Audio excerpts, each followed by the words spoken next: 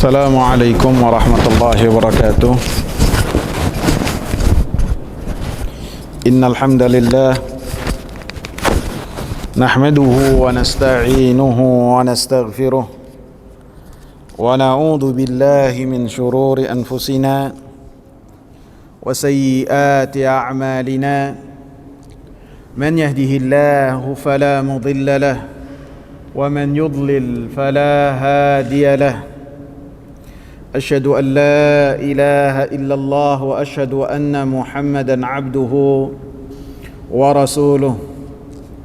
اللهم صل وسلم وبارك على نبينا محمد وعلى آله وصحبه ومن اتبع بهداه إلى يوم القيامة وبعد.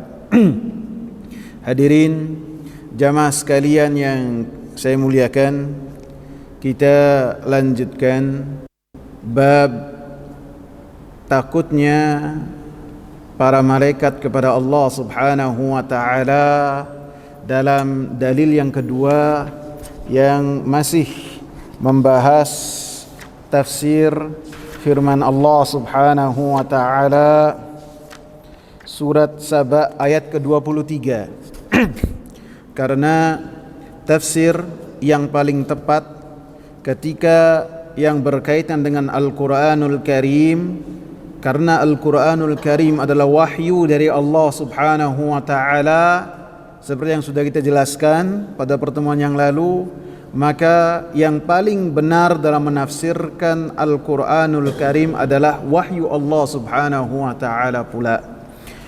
Baik wahyu Allah Subhanahu wa taala yang tercantum dalam Al-Qur'anul Karim ataupun yang Nabi sallallahu alaihi wasallam sampaikan dalam hadis-hadisnya, maka kesemuanya saling menjelaskan antara satu dengan yang lainnya dan tidak ada kontradiksi di dalamnya karena semuanya bersumber dari Allah Subhanahu wa ta'ala.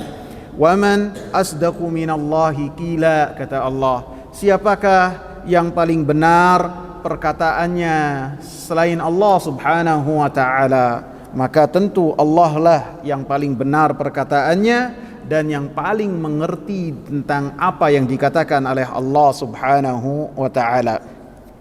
Penulis kitab Tauhid Al-Imam Muhammad At-Tamimi rahimahullah setelah membawakan hadis Abu Hurairah radhiyallahu anhu yang menjelaskan surat Saba ayat ke-23, kemudian beliau membawakan hadis yang kedua yang serupa dengan hadis Abu Hurairah radhiyallahu anhu yang tercantum dalam Sahih Bukhari dan Sahih Muslim. Saya bacakan hadisnya. Wa 'anin Nawas ibn Sam'an radhiyallahu anhuma, dari Nawas ibn Sam'an radhiyallahu anhu qala Rasulullah sallallahu alaihi wasallam, Rasulullah sallallahu alaihi wasallam berkata, idza aradallahu ta'ala an yuhiya bil amri takallama bil wahyi. Sesungguhnya Allah Subhanahu wa ta'ala apabila berkehendak, berkeinginan untuk mewahyukan satu perkara, takallama bil wahyi, maka Allah Subhanahu wa ta'ala berbicara dengan wahyu. Akhadhatis samawati minhu rajfatun aw qala ra'datun syadidatun khaufan minallahi azza wa jalla. Maka langit 7 lapis bergetar dengan getaran yang sangat kuat, bergoncang dengan goncangan yang sangat kuat ketika mendengar kalamullah, khaufan minallahi azza wa jalla, karena takut kepada Allah Subhanahu wa ta'ala. فَإِذَا سَمِعَ ذَلِكَ أَهْلُ السَّمَاوَاتِ, maka ketika penduduk langit mendengar perkataan Allah Subhanahu wa taala, Sa'iqu wa kharru lillahi sujada, maka mereka terkapar pingsan dan sujud kepada Allah Subhanahu wa taala, tersungkur dalam keadaan sujud kepada Allah Subhanahu wa taala. Fayakunu awwala man yarfa'u ra'sahu Jibrilu, maka yang pertama kali mengangkat kepalanya malaikat Jibril alaihi salam. Fayukallimullahu min wahyihi bima arad, maka Allah Subhanahu wa taala berbicara kepada malaikat Jibril alaihi salam dari wahyunya dengan apa-apa yang dikehendaki oleh Allah Subhanahu wa taala. Thumma yamurru Jibrilu 'alal malaikah, kemudian malaikat Jibril alaihi salam melewati malaikat-malaikat. Kullama marra bisama'in sa'alahu malaikatuha madza qala rabbuna ya Jibril, maka setiap malaikat Jibril alaihi salam melewati langit, penghuni langit tersebut dari para malaikat mereka bertanya kepada malaikat Jibril, apa yang telah dikatakan oleh Allah Subhanahu wa taala wahai Jibril? Fayaqul, maka malaikat Jibril mengatakan, qala al-haqqa wa huwal aliyyul kabir, apa yang dikatakan adalah hak, benar, dan sesungguhnya Allah Subhanahu wa taala maha tinggi dan Allah Subhanahu wa taala maha besar, seperti yang tercantum dalam surat Saba ayat ke-23.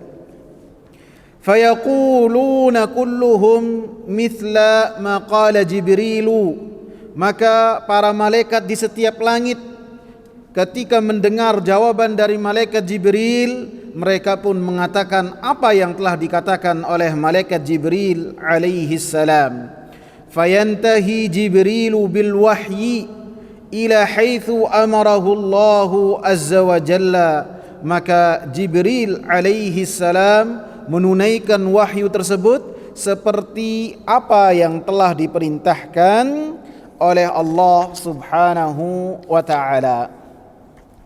Hadis ini jamaah yang saya muliakan dicantumkan oleh penulis kitab Muhammad At-Tamimi rahimahullah tanpa menyandarkan sumbernya dari mana, sehingga disebut bahwasanya beliau menukil hadis ini dari kitab tauhid yang telah disusun oleh Al-Imam Ibn Huzaimah. Dan hadis ini disebutkan oleh para ulama hadis yang dhaif karena di dalamnya ada perawi tersebut adalah perawi yang dhaif. Akan tetapi hadis ini memiliki syawahid, penguat dari hadis-hadis yang lain, seperti hadis Abu Hurairah yang sudah kita sebutkan. Begitu juga hadis dari Abdullah ibn Abbas yang tercantum dalam Sahih Bukhari dan Sahih Muslim yang serupa dengan apa yang dibawakan oleh penulis yang tadi kita bacakan. Jadi penulis Al-Imam Muhammad At-Tamimi rahimahullah menukil hadis ini dari kitab Tauhid yang dibawa oleh Al-Imam Ibn Huzaimah. Dan Al-Imam Ibn Huzaimah rahimahullah tentunya ketika beliau mencantumkan hadis-hadis tidaklah dicantumkan kecuali hadis-hadis yang beliau yakini kesahihannya. Akan tetapi ilmu itu luas. Ada yang mengetahui dhaifnya hadis tersebut, ada yang tidak mengetahui dhaif satu hadis. Dan termasuk metode para ulama ketika mereka menjelaskan hadis-hadis yang tercantum dalam kitab-kitab yang mereka bawakan, walaupun hadisnya itu hadis yang dhaif, hadis yang lemah, lebih-lebih hadis ini hadisnya lemah, akan tetapi ada syawahid, ada penguat dari hadis-hadis yang lain yang bentuknya maknanya sama dengan apa yang hadis kita bacakan tadi. Para ulama rahimahullah ketika membawakan hadis dan menjelaskan hadis, walaupun hadisnya itu adalah hadis dhaif, tetap mereka jelaskan, tetap mereka jabarkan, karena bisa jadi satu hadis itu loh hadis yang dhaif buat satu ulama, akan tetapi dalam ulama yang lain, penilaian yang lain, maka hadis tersebut adalah hadis yang bisa jadi naik derajatnya menjadi lebih dari hadis yang dhaif. Perawi hadis ini dari kalangan sahabat adalah Nawas ibn Sam'an ibn Khalid ibn Abdullah. Beliau adalah dianggap dari sahabat-sahabat yang ada di negeri Syam, karena wafatnya di negeri Syam. Dan Nawas ibn Sam'an ini bapaknya adalah orang yang dulu, yakni Sam'an ibn Khalid, datang kepada Nabi sallallahu alaihi wasallam dan kemudian memberikan hadiah kepada Nabi sallallahu alaihi wasallam berupa sandal. Kemudian Sam'an ini menikahkan Nabi sallallahu alaihi wasallam dengan saudarinya. Dan Nabi sallallahu alaihi wasallam menikahi saudarinya Kullabiyah. Akan tetapi ketika Nabi sallallahu alaihi wasallam masuk ke perempuan tersebut meminta perlindungan kepada Allah Subhanahu wa taala dengan mengatakan a'udzu billahi mink. Maka Nabi sallallahu alaihi wasallam keluar dari kamar tersebut dan meninggalkan perempuan itu. Dan itu adalah saudarinya Nawas ibn Sam'an.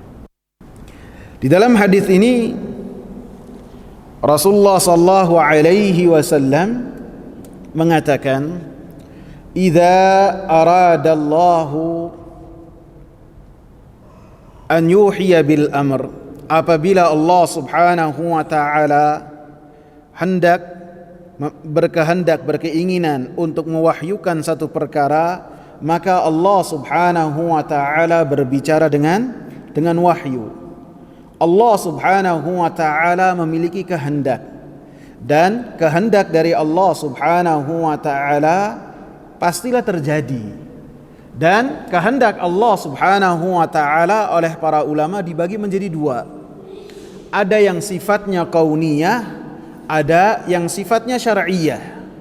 Sifatnya kauniyah itu seperti Allah Subhanahu wa taala menciptakan, Allah Subhanahu wa taala memberi rizki, Allah Subhanahu wa taala memberikan hidayah, Allah Subhanahu wa taala menyesatkan, Allah Subhanahu wa taala menghidupkan, Allah Subhanahu wa taala mematikan. Maka itu semua adalah kehendak Allah Subhanahu wa taala kauni. Yang kehendak Allah Subhanahu wa taala kauni pasti terjadi dan tidak ada yang bisa memalingkan hal tersebut. Adapun yang kedua disebut dengan iradah syar'iyah, keinginan dan kehendak Allah Subhanahu wa taala yang syar'i, yang sifatnya adalah perkara-perkara yang dengannya Allah Subhanahu wa taala memerintahkan hamba-hambanya, yang di dalamnya ada kemaslahatan untuk hamba-hambanya. Dan di dalam kehendak syar'iyah tersebut Allah Subhanahu wa taala melarang hamba-hambanya dari apa yang mereka mendapatkan mudarat. Sehingga ini adalah perbedaan dari kauniyah dan syar'iyah. Syar'iyah itu ada yang terjadi dan ada yang tidak terjadi. Dan kauniyah itu pasti terjadi. Kemudian di dalam hadis ini Allah Subhanahu wa taala, Rasulullah sallallahu alaihi wasallam mengatakan bahwasanya apabila Allah Subhanahu wa taala menghendaki, sehingga di dalamnya kita menetapkan untuk Allah Subhanahu wa taala bahwasanya Allah Subhanahu wa taala berkehendak. An yuhiya bil amri, maka Allah Subhanahu wa taala akan mewahyukan wahyu. Wahyu secara bahasa artinya adalah memberitahukan dengan cepat dan sembunyi, itu secara bahasa. Adapun secara istilah maka terbagi menjadi dua. Ada wahyu yang Allah Subhanahu wa taala berikan kepada para rasul, kepada para nabi. Ada wahyu yang Allah Subhanahu wa taala berikan kepada selain para rasul dan para nabi, yang maknanya adalah ilham. Seperti yang Allah Subhanahu wa taala katakan yang berkaitan dengan surat An-Nahl ayat ke-68. Wa auha rabbuka ilan nahli. Allah Subhanahu wa taala mewahyukan kepada lebah. Untuk lebah ini mendapatkan hidayah dari Allah Subhanahu wa taala, memakan makanan yang bermanfaat untuk dirinya dan kemudian bermanfaat untuk manusia. Dan dalam surat Al-Qasas ayat ke-7, Allah Subhanahu wa taala juga memberikan wahyu kepada ibunya Musa alaihi salam dengan mengatakan apa? Wa auhayna ila ummi Musa an ardi'ihi fa idza khifti alaihi fa alqihi fil yam. Dan kami wahyukan kepada ibunya Musa. Wahyu di sini artinya apa? Memberikan ilham. Karena ibunya Musa bukanlah seorang rasul, bukanlah seorang nabi. Karena nabi dan rasul semuanya dari kalangan laki-laki. Maka ketika Allah Subhanahu wa taala mewahyukan kepada ibunya Nabi Musa alaihi salam, maka ini adalah ilham yang Allah Subhanahu wa taala berikan kepada ibunya Nabi Musa ketika menyusui, apabila takut anaknya nanti dibunuh oleh tentara-tentaranya Fir'aun. Karena Fir'aun memiliki kebijakan pada saat itu, ada 1 tahun dibiarkan anak laki-laki itu hidup, karena mereka berhajat untuk tenaganya Bani Israel. Karena apabila dibunuh semua, maka mereka tidak memiliki tenaga untuk membangun, untuk memiliki tentara ataupun lain-lainnya. Sehingga kebijakannya 1 tahun dibunuh, 1 tahun dibiarkan. Nabi Harun alaihi salam lahir ketika ada pembiaran dari Fir'aun. Adapun Musa alaihi salam lahir ketika pada saat itu Fir'aun memerintahkan pasukannya untuk mengeksekusi semua anak yang baru lahir dari kalangan Bani Israel, yang itu semuanya adalah laki-laki. Adapun perempuan mereka biarkan supaya mereka hinakan perempuan-perempuan tersebut untuk syahwat mereka. Maka Allah katakan fa'alkihi fil yam, maka lemparkanlah anak tersebut ke sungai Nil. Kemudian Allah Subhanahu wa taala kembalikan bayi Nabi Musa alaihi salam kepada ibunya. Maka dalam hadis ini ketika memberikan wahyu, maka Allah Subhanahu wa taala berbicara dengan wahyu tersebut. Akhadhatis samawati minhu rajfatun au qala ra'datun syadidah. Maka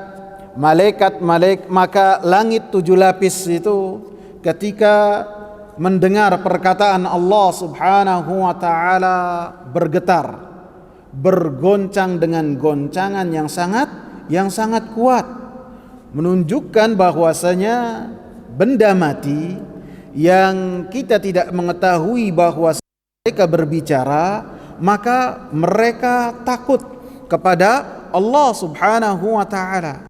Mereka ketika mendengar perkataan Allah Subhanahu wa taala, mereka bergetar dengan getaran yang sangat hebat.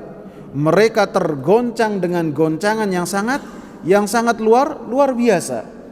Sehingga Allah Subhanahu wa taala katakan langit 7 lapis yang sangat kokoh lagi kuat, yang Allah Subhanahu wa taala katakan sebagai atapnya langit, ketika mendengar perkataan Allah Subhanahu wa taala, mereka bergetar dengan getar yang sangat hebat. Sehingga menunjukkan bahwasanya benda mati, mereka mengetahui bahwasanya Allah Subhanahu wa taala memiliki kekuasaan, memiliki keagungan yang besar, sehingga benda-benda mati tersebut bertasbih kepada Allah Subhanahu wa taala dan mengagungkan Allah Subhanahu wa taala. Seperti yang Allah Subhanahu wa taala katakan dalam surat Al-Hasyr, Allah Subhanahu wa taala katakan, "Lau anzalna hadzal Qur'ana 'ala jabalin la ra'aitahu khashi'an mutasaddian min khasyatillah." Apabila kami turunkan Al-Qur'an ini, wahyu dari Allah Subhanahu wa taala, di atas gunung yang sangat kokoh, yang sangat besar, yang terkadang apabila kita lihat gunung tersebut kita merasa kecil lagi kerdil, maka Allah katakan, la ra'aitahu khasyi'a, kalian akan mendapati gunung tersebut akan takut kepada Allah Subhanahu wa taala. Mereka takut kepada Allah. Mutasaddian, mereka tunduk, mereka hancur ketika mendengar perkataan Allah Subhanahu wa taala, min khasyatillah, karena takut kepada Allah Subhanahu wa taala. Menunjukkan bahwasanya benda yang kita anggap mati, mereka takut kepada Allah Subhanahu wa taala. Sebagaimana Allah Subhanahu wa taala katakan bahwasanya langit bertasbih kepada Allah Subhanahu wa taala, bumi pun bertasbih kepada Allah Subhanahu wa taala.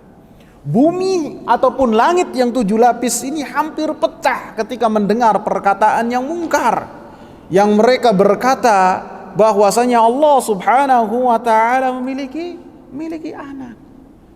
Sehingga menunjukkan bahwasanya benda-benda mati ini, mereka apabila Allah Subhanahu wa taala kehendaki, mereka akan berbicara. Sebagaimana makanan yang Rasulullah sallallahu alaihi wasallam pegang, makanan yang dipegang oleh Rasulullah sallallahu alaihi wasallam, maka makanan tersebut bertasbih kepada Allah Subhanahu wa taala, bertasbih kepada Allah. Bagaimana batu mengucapkan salam kepada Nabi sallallahu alaihi wasallam, bagaimana kayu yang sebelumnya Nabi sallallahu alaihi wasallam naik di atasnya untuk berkhutbah, ketika Nabi sallallahu alaihi wasallam ganti dengan yang lain, maka kayu tersebut menangis dengan tangisan yang sangat keras. Tangisan tersebut didengar oleh para sahabat, tasbih tersebut didengar oleh para sahabat ridwanullahi alaihim. Kemudian Nabi sallallahu alaihi wasallam menenangkan kayu tersebut, berbicara langsung dengan Nabi Muhammad sallallahu alaihi wasallam, menangis kepada Nabi Muhammad sallallahu alaihi wasallam. Sebagaimana gunung Uhud, gunung yang sangat besar dan bersejarah, Nabi sallallahu alaihi wasallam apabila pulang dari satu peperangan, maka apabila dari jauh kelihatan gunung Uhud, Nabi sudah berbahagia ketika melihat gunung Uhud. Seraya mengatakan, hadza jabalun yuhibbuna wa nuhibbu. Gunung ini, gunung Uhud, cinta kepada kita, Nabi, cinta kepada para sahabat, wa nuhibbu, dan kita pun cinta kepada gunung Uhud. Karena pemukiman di zaman Nabi sallallahu alaihi wasallam, sesuai dengan penelitian sebagian peneliti, itu ketika pada zaman Nabi, pemukiman itu hanya berhenti yang sekarang menjadi semuanya Masjid Nabawi. Dari Raudhah itu adalah tempat salatnya Nabi dan para sahabat, sehingga dikatakan sebagai Raudhah min Riyadhil Jannah, taman dari taman-tamannya surga yang ada di dunia, dan kemudian nanti pada hari akhir kelak akan diangkat oleh Allah Subhanahu wa taala menuju surga. Karena di tempat tersebut para sahabat belajar dan menuntut ilmu dengan Nabi sallallahu alaihi wasallam. Sehingga dengan jarak yang masih 5 kilo saja Nabi melihat gunung Uhud dari pemukiman Nabi dan para sahabat, maka Nabi sallallahu alaihi wasallam mengatakan, gunung Uhud ini adalah gunung yang cinta kepada kami, dan kami pun cinta kepada gunung Uhud. Sehingga suatu ketika Nabi sallallahu alaihi wasallam naik ke gunung Uhud. Kemudian gunung Uhud itu bergoncang dengan goncangan yang sangat keras. Maka kata Nabi sallallahu alaihi wasallam, ya Uhud uskun, wahai Uhud tenang, fa innama alaika nabi, karena yang di atas kamu itu adalah nabi dan siddiq wa syahid, dan siddiq Abu Bakar dan syahid yaitu Umar ibnul Khattab. Bahwasanya benda yang mati itu mereka mengetahui Allah subhanahu wa ta'ala, bertasbih kepada Allah subhanahu wa ta'ala, dan mereka pun memuji Allah subhanahu wa ta'ala seperti langit 7 lapis yang tercantum dalam hadis ini. Mereka bergetar dengan getaran yang sangat hebat, goncangan yang sangat hebat, takut kepada Allah subhanahu wa ta'ala. Nah sekarang sebagian kita ketika dibacakan ayat-ayat suci Al-Quran, langit 7 lapis saja bergetar, ikhwan. Benar enggak? Gunung saja langsung takut kepada Allah subhanahu wa ta'ala. Sebagian dari kita ketika didengarkan ayat-ayat suci Al-Quran malah berbicara satu dengan yang lainnya. Terutama kita lihat di mana nih? Di acara walimah kali ya. Ketika dibacakan Al-Quran, mereka satu dengan yang lainnya berbicara. Padahal apabila dibacakan Al-Quran hendaknya diam, mendengar dan menghayati apa yang dibacakan kepada mereka.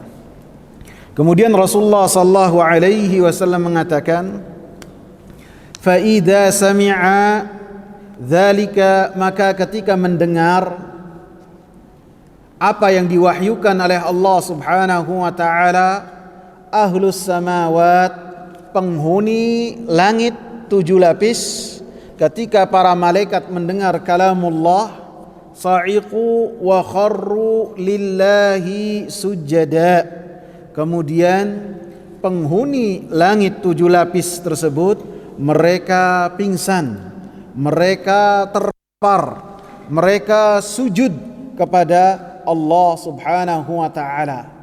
Mereka pingsan karena takut kepada Allah subhanahu wa ta'ala. Mereka sujud dalam rangka mengagungkan Allah subhanahu wa ta'ala, dalam rangka beribadah kepada Allah subhanahu wa ta'ala. Dan tidak diketahui apakah sujud terlebih dahulu ketika mendengarkan perkataan Allah subhanahu wa ta'ala kemudian pingsan, ataukah pingsan terlebih dahulu kemudian setelahnya sujud kepada Allah subhanahu wa ta'ala. Para ulama tidak bisa memastikan, karena untuk memastikan yang berkaitan dengan pembahasan hal-hal yang gaib harus ada apa? Harus ada dalil. Apabila ada dalil yang menjelaskan pingsan terlebih dahulu ataukah sujud terlebih dahulu, maka baru bisa kita jelaskan. Adapun hanya berlandaskan dengan waw kata sambungnya wa, maka wawu dalam bahasa Arab tidak memiliki makna bahwasanya hal tersebut terjadi secara berurutan, tidak. Bisa jadi yang disebut terakhir terjadi terlebih dahulu dan kemudian yang pertama disebut. Sehingga apakah sujud terlebih dahulu, terkapar sujud dulu, ataukah pingsan terlebih dahulu, maka membutuhkan dalil yang lain. Walaupun Al-Imam Muhammad bin Shalih Al-Utsaimin rahimahullah, beliau mengatakan dalam kitab Al-Qaul Al-Mufid, anna sa'qaha huna wallahu a'lam, bahwasanya pingsan wallahu a'lam yakunu qabla sujud, terjadi sebelum para malaikat sujud.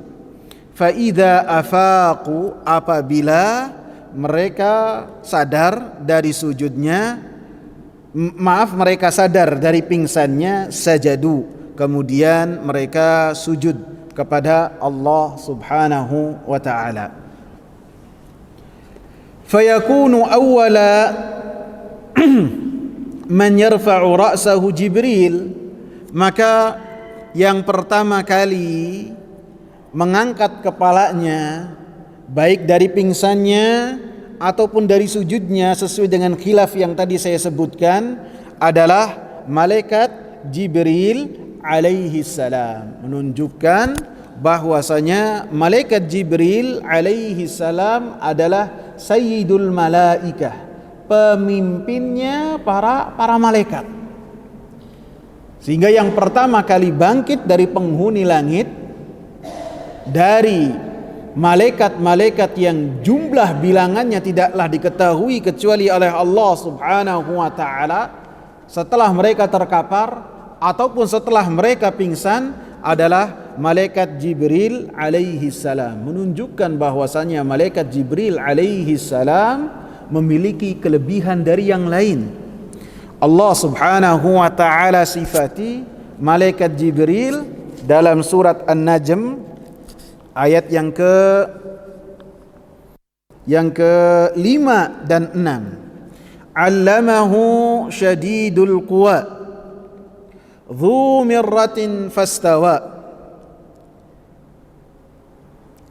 Yang diajarkan, wahyu yang disampaikan kepada Nabi sallallahu alaihi wasallam, yang mengajarkan kepada Nabi sallallahu alaihi wasallam adalah malaikat Jibril alaihi salam, yang Allah Subhanahu wa taala sifati yang sangat kuat, memiliki kekuatan yang luar biasa.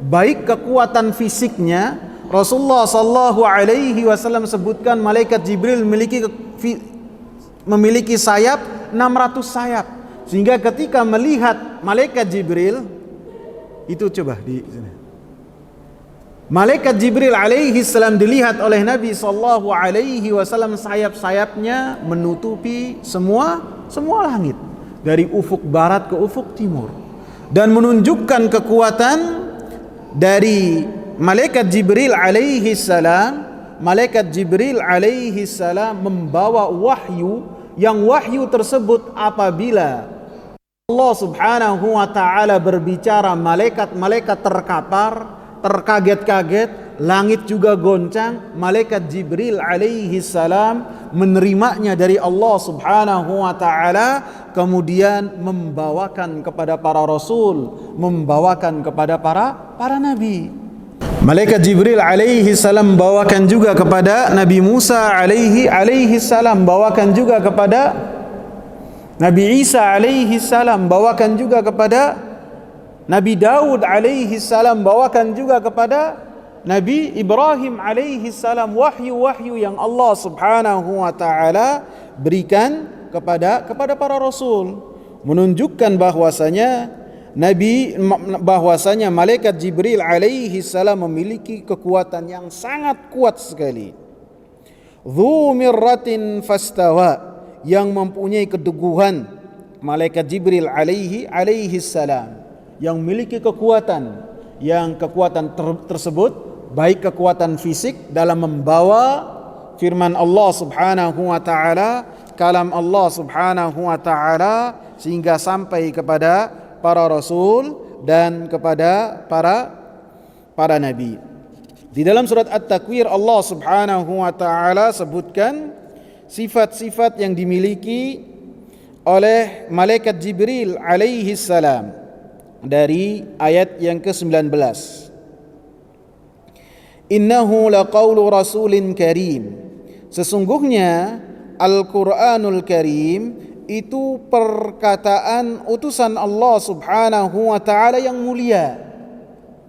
Artinya perkataan utusan yang mulia adalah perkataannya malaikat Jibril alaihi salam, yang malaikat Jibril alaihi salam terima dari Allah Subhanahu wa taala, kemudian dibawakan kepada Nabi Muhammad sallallahu alaihi wasallam.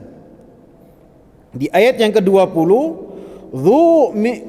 dzi quwwatin 'inda dzil 'arsy makin, bahwasanya malaikat Jibril alaihi salam memiliki kekuatan seperti yang tadi saya sebutkan, kekuatan fisik sehingga mampu mendengarkan perkataan Allah Subhanahu wa taala. Dan Allah katakan inda dzil 'arsy makin, bahwasanya malaikat Jibril alaihi salam memiliki kedudukan yang tinggi di sisi Allah Subhanahu wa taala yang memiliki arsy. Muta'in thamma amin, dan malaikat Jibril alaihi salam di penghuni langit muta', sangatlah disegani, sangatlah ditaati. sehingga penghuni-penghuni langit senantiasa berkata dan bertanya kepada malaikat Jibril alaihi salam tentang apa yang dikatakan oleh Allah Subhanahu wa taala. Memiliki kedudukan yang tinggi karena Allah Subhanahu wa taala apabila berfirman, apabila mewahyukan satu perkara, maka yang dipanggil siapa? Malaikat Jibril. Seperti dalam hadis yang berkaitan dengan zuhud, dengan ikhlas. Innallaha idza ahabba 'abdan nada Jibril. Bahwasanya Allah Subhanahu wa taala apabila cinta kepada seorang hamba, maka Allah Subhanahu wa taala memanggil malaikat Jibril. Ya Jibril, inni uhibbu fulanan fa ahibbahu. Wahai Jibril, sesungguhnya saya itu cinta kepada si fulan. Fa ahibbahu, maka cintailah orang tersebut. Maka malaikat Jibril alaihi salam mengabarkan kepada penghuni langit yang Allah Subhanahu wa taala, yang Rasulullah sallallahu alaihi wasallam katakan, langit-langit ini goncang, langit-langit ini merintih, karena tidaklah ada satu jengkal kecuali di langit tersebut ada malaikat yang sujud dan rukuk kepada Allah Subhanahu wa taala, jumlah yang sangat banyak. Innallaha ahabba fulanan fa ahibbuh. Ketahuilah wahai penghuni langit, sesungguhnya Allah Subhanahu wa taala cinta kepada si fulan. Fa ahibbuh, maka cintailah dia. Cintailah dia. Maka fa ahabbuh, maka penghuni langit seluruhnya cinta kepada orang yang telah mendapatkan cintanya malaikat Jibril dan cintanya Allah Subhanahu wa taala. Fastaghfaru lahu, maka penghuni langit senantiasa beristighfar kepada untuk orang ini. Senantiasa simpati dan cinta kepada orang-orang ini. Apabila Allah sudah cinta kepada seseorang, penghuni langit cinta juga kepada orang tersebut, maka penghuni bumi pun akan cinta kepada orang yang telah mendapatkan cinta dari Allah Subhanahu wa taala. Muta'in thamma amin. Dan malaikat Jibril alaihi salam ini adalah yang terpercaya, membawakan wahyu dari Allah Subhanahu wa taala kepada rasul-rasulnya. Sehingga dalam hadis ini pun disebutkan malaikat Jibril alaihi salam ketika ditanya tentang apa yang diwahyukan oleh Allah, maka tidak membukakan wahyu tersebut kepada para malaikat, tidak membocorkan, tidaklah memberikan wahyu tersebut kecuali apa yang telah Allah Subhanahu wa taala tentukan. Sehingga ini adalah al-amin, yang terpercaya. Sehingga sangat salah kaprah sekali orang-orang Syiah yang mengatakan bahwasanya ketika mereka salam mengatakan khanal amin. Khanal amin. Yang amin ini yang terpercaya, yakni malaikat Jibril telah berkhianat.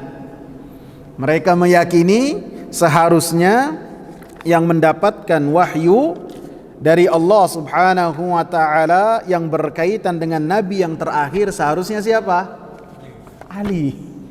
Sehingga mereka mengatakan ketika salam khanal amin. Yang amin ini berkhianat. Padahal orang yang berkhianat tidak dinamakan orang amanah. Paham enggak? Orang yang berkhianat tidak akan mendapatkan label amin. Amin tidak mungkin berkhianat. Akan tetapi itulah kontradiksi yang senantiasa dilakukan oleh orang-orang Syiah. Baik ketika mereka mengatakan hal tersebut ataupun perkataan-perkataan yang lain yang mereka ambil dari keyakinan orang-orang Yahudi, maka inilah kontradiksi yang mereka dapat. Mereka itu contek dari orang-orang Yahudi. Orang-orang Yahudi mereka benci kepada Jibril alaihi salam. Mereka musuh kepada malaikat Jibril. Orang-orang Syiah pun mereka benci kepada kepada malaikat Jibril alaihi salam dengan mengatakan khanal amin.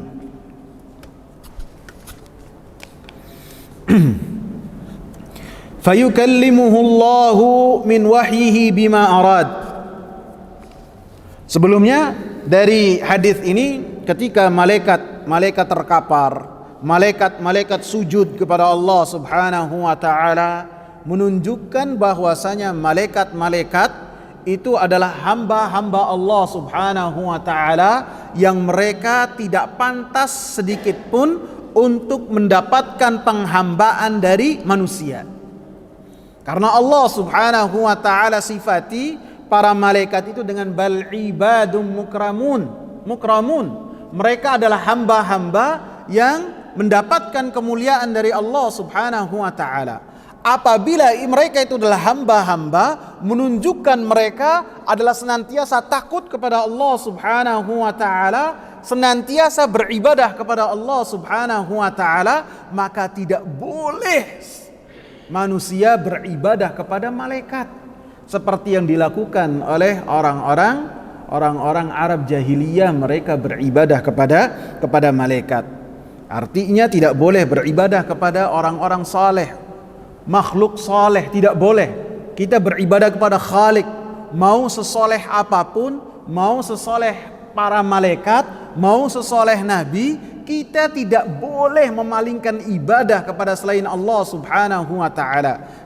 Ketika meminta tolong, minta tolongnya kepada Allah Subhanahu wa taala. Ketika berdoa, doanya kepada Allah Subhanahu wa taala. Ketika berharap, bertawakal, maka kita serahkan itu semua kepada Allah Subhanahu wa taala. Selain Allah Subhanahu wa taala tidak mendapatkan sedikit pun dari tawakal kita. Kita berikan ibadah tersebut semuanya kepada Allah Subhanahu wa taala. Fayukallimuhu Allahu min wahyihi bima arad. Maka Allah Subhanahu wa taala berkata kepada malaikat Jibril alaihi salam dengan apa yang dikehendaki oleh Allah Subhanahu wa taala. Thumma yamurru Jibrilu 'alal malaikah. Kemudian para malaikat mereka dilewati oleh malaikat Jibril alaihi salam. Ketika malaikat Jibril akan menunaikan amanah yang Allah Subhanahu wa taala embankan kepada malaikat Jibril, maka tidaklah melewati satu langit kecuali para malaikat tersebut bertanya kepada malaikat Jibril alaihi salam apa yang telah dikatakan oleh Allah Subhanahu wa taala. Maka malaikat Jibril alaihi salam mengatakan, qala al-haq, bahwasanya perkataan Allah Subhanahu wa taala adalah benar, wa huwal aliyyul kabir, dan Allah Subhanahu wa taala maha tinggi. Allah Subhanahu wa taala maha tinggi zatnya, berada di yang paling atas. Wa uluwil qadr, dan kedudukan Allah Subhanahu wa taala yang paling tinggi.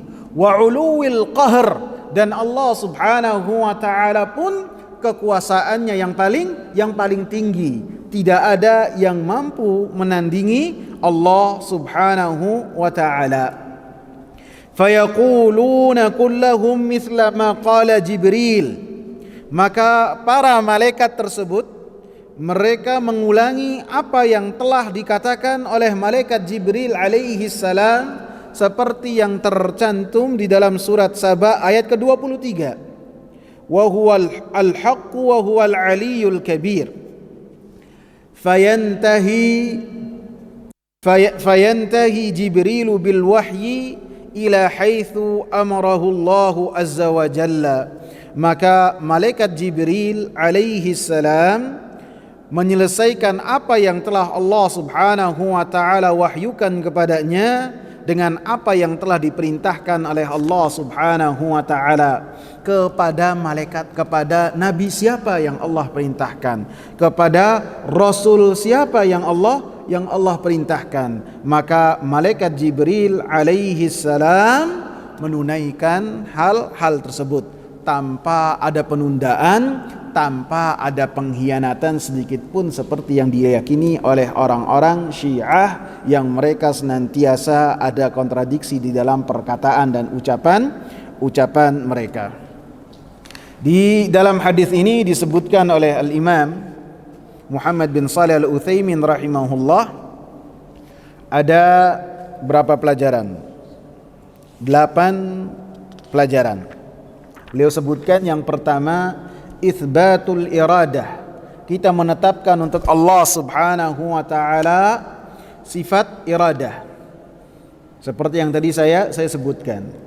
Karena kita menetapkan untuk Allah Subhanahu wa taala apa-apa yang telah ditetapkan oleh Allah Subhanahu wa taala. Tidak boleh kita menetapkan untuk Allah Subhanahu wa taala sifat-sifat ketuhanan yang tidak Allah Subhanahu wa taala sebutkan dalam Al-Qur'an, tidak boleh. Ataupun yang tidak tercantum dalam hadis-hadis Nabi, maka itu tidak boleh. Kita tidak boleh berbicara tentang Allah Subhanahu wa taala kecuali apa yang telah Allah tetapkan, kecuali apa yang telah Rasul sallallahu alaihi wasallam tetapkan. Dengannya kita mengenal Allah Subhanahu wa taala, dengannya kita mengagungkan Allah Subhanahu wa taala. Dan ini harus kita ulang-ulang, harus kita ingat terus. Ketika menetapkan untuk Allah sifat-sifat, tidak boleh menyerupakan sifat-sifat tersebut dengan sifat-sifat selain Allah. Ketika Allah menetapkan untuk dirinya bahwasanya Allah memiliki tangan, Allah memiliki kehendak, maka kita tetapkan hal tersebut sesuai dengan apa yang telah Allah katakan, seperti yang Rasul sallallahu alaihi wasallam katakan. Kemudian kita nyatakan bahwa sifat-sifat tersebut tidaklah sama dengan selain Allah Subhanahu wa taala. Karena kaedahnya Allah mengatakan dalam surat Asy-Syura, laisa kamitslihi syai'un wa huwas samiul basir. Tidak ada yang serupa dengan Allah Subhanahu wa taala apapun juga tidak ada. Sebagaimana wujud seseorang tidak ada yang sama dengan Allah Subhanahu wa taala, begitu juga sifat-sifat Allah Subhanahu wa taala tidak ada yang serupa dengan Allah Subhanahu wa taala. Ketika Allah Subhanahu wa taala memberikan perbedaan yang berkaitan dengan sifat-sifat makhluknya di antara makhluk, ketika manusia punya kaki, semut punya kaki, dan yang lain pun punya kaki, maka tidak ada keserupaan di antara makhluk tersebut. Benar nggak ikhwan? Tiada kesamaan. Maka apabila hanya berkesesuaian nama saja, maka lebih-lebih yang berkaitan antara Khalik dengan makhluk, maka lebih tinggi lagi perbedaan sehingga sesuai dengan apa yang telah dinafikan oleh Allah Subhanahu wa taala. Sehingga tentang hal tersebut para sahabat tidak pernah bertanya kepada Rasulullah, menunjukkan kita tidak boleh bertanya tentang hakikat hal tersebut. Bagaimana hakikatnya? Dan semua yang terlintas di kepala kita yang berkaitan dengan sifat-sifat Allah, maka itu adalah sesuatu yang batil. Karena Allah Subhanahu wa taala hanyalah memerintahkan kita untuk mengimani hal tersebut, tidak mencari hakikatnya, tidak mencari bagaimana bentuknya. Dan Allah Subhanahu wa taala tidak mengabarkan hal tersebut kepada Rasulnya, dan para sahabat tidak bertanya kepada Rasulullah sallallahu alaihi wasallam tentang hal tersebut. Sehingga pertanyaan yang demikian dikategorikan oleh Al-Imam Malik sebagai suatu bid'ah. Ketika ada yang bertanya tentang bagaimana istiwanya Allah Subhanahu wa taala, salah satu sifat dari sifat-sifatnya Allah Subhanahu wa taala, kepada Imam Malik, maka Imam Malik di musim yang sangat dingin di kota Madinah, maka beliau langsung menundukkan kepalanya dan langsung mengeluarkan keringat. Antum bayangkan, musim dingin ikhwan, bukan musim panas, menunjukkan bahwasanya para ulama adalah mereka yang sangat takut kepada Allah Subhanahu wa taala. Para ulama adalah orang-orang yang sangat mengagungkan Allah Subhanahu wa taala. Sehingga ketika berbicara tentang Allah, ditanya tentang Allah, menundukkan kepalanya. Dan pada saat itu mengeluarkan keringat yang sangat banyak di keningnya. Kemudian beliau mengatakan al-istiwa'u ma'lum. Istiwa itu suatu yang diketahui, maklum. Wal imanu bihi wajib, dan beriman terhadap hal tersebut adalah suatu yang wajib. Wassu'alu anhu bid'ah, dan pertanyaan tentang bagaimana hakikatnya, maka itu adalah sesuatu yang bid'ah, sesuatu yang tidak ada kebaikan di dalamnya. Karena manusia yang paling lapar dengan kebaikan, para sahabat tidaklah bertanya tentang hal tersebut. Sehingga Imam Malik mengatakan, akhrijuh, keluarkan orang tersebut dari majelis beliau. Kemudian pelajaran yang kedua yang dibawakan oleh Imam Muhammad bin Shalih Al-Utsaimin rahimahullah, annal makhluqati wa in kanat jamadan tuhissu bi'azamatil khaliq, bahwasanya makhluk-makhluk walaupun dianggap sebagai benda mati, maka mereka merasakan dan mengetahui tentang keagungan Allah Subhanahu wa ta'ala, seperti yang Allah Subhanahu wa ta'ala sebutkan dalam surat Al-Isra dan Rasulullah sallallahu alaihi wasallam sebutkan dalam hadis ini, tusabbihu lahus samawati sab'u wal ardu wa man fihin. Langit 7 lapis bertasbih kepada Allah Subhanahu wa ta'ala, begitu juga bumi bertasbih kepada Allah Subhanahu wa ta'ala. Kemudian yang pelajaran yang ketiga, itsbatun annal malaikata yatakallamun wa yafhamun wa ya'qilun, menetapkan bahwasanya para malaikat, karena ini adalah yang berkaitan dengan hal yang gaib, kita tidak boleh berbicara tentang hal yang gaib kecuali harus ada dalil. Sehingga dalam hal ini disebut menetapkan bahwasanya para malaikat berbicara, para malaikat memahami, para malaikat berakal, seperti yang kita sebutkan dalam majlis yang sebelumnya. Para malaikat mereka memiliki jism, memiliki tubuh. Para malaikat mereka mampu merubah penampilan mereka. Seperti ketika datang kepada Nabi sallallahu alaihi wasallam sebagai seorang yang bertanya tentang apa itu Islam, apa itu iman, apa itu ihsan, apalagi apa yang ditanya tentang hari kiamat, tentang tanda-tanda hari kiamat. Rasulullah sallallahu alaihi wasallam menjawabnya. Setelah orang ini berlalu, Nabi alaihi salam beberapa hari kemudian berkabar kepada Umar bin Al-Khattab, wahai Umar, apakah engkau mengetahui siapa orang yang kemarin bertanya? Allahu wa rasuluhu a'lam, fa innahu Jibril atakum yu'allimukum dinakum. Sungguhnya yang kemarin datang itu adalah malaikat Jibril, datang bertanya untuk mengajarkan kepada kalian. Begitu juga terkadang malaikat-malaikat mereka datang dengan menyerupai sahabat.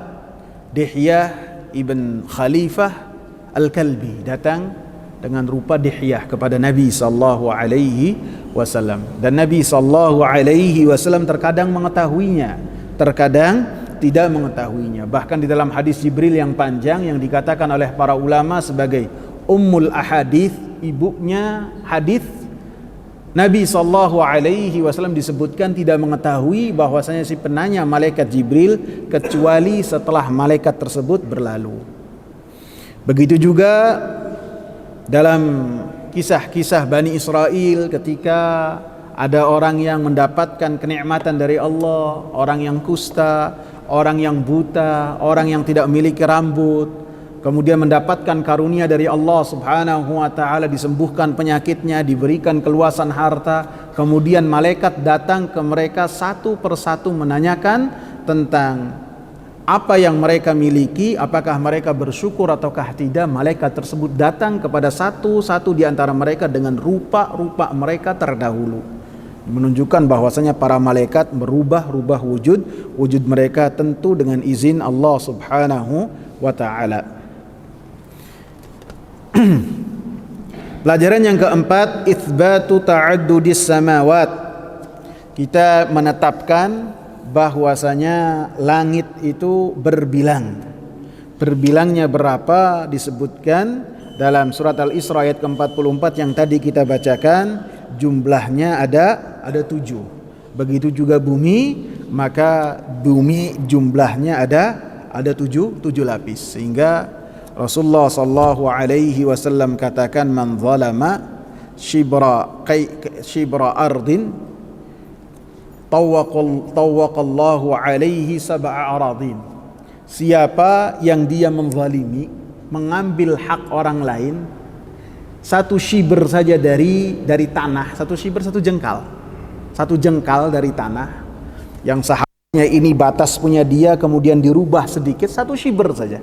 Bukan 2 meter, bukan 10 meter, bukan juga 50 meter atau lebih-lebih bangunan yang besar, bukan.